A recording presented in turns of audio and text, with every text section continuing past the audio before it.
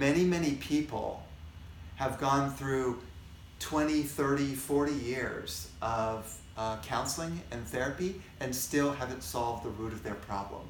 Still haven't conquered their jealousy, still haven't conquered their anger, still haven't conquered their depression. It's still there.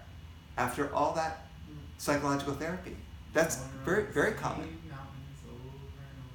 They still got the same core issue. Why?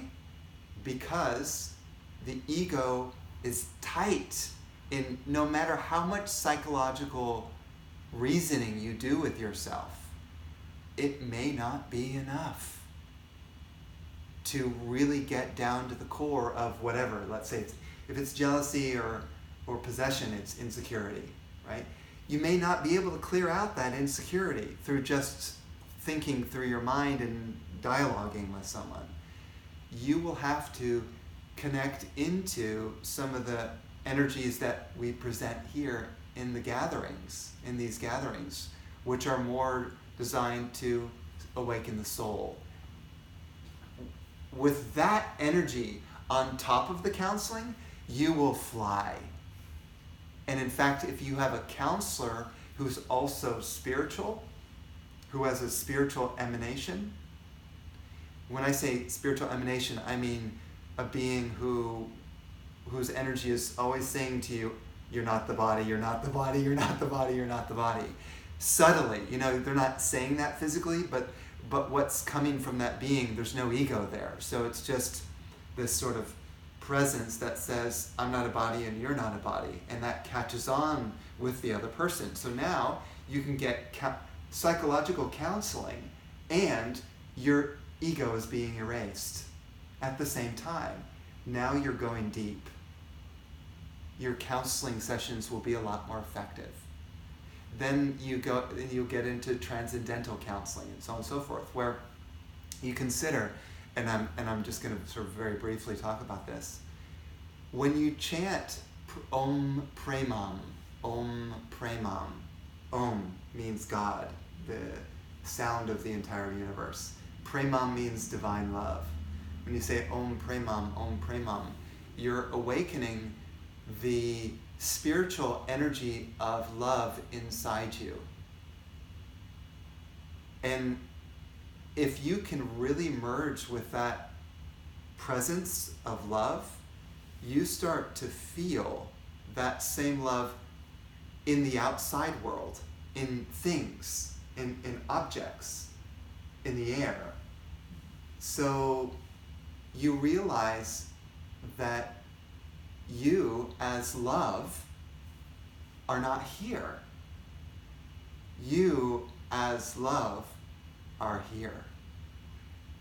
That's the transcendental experience of love.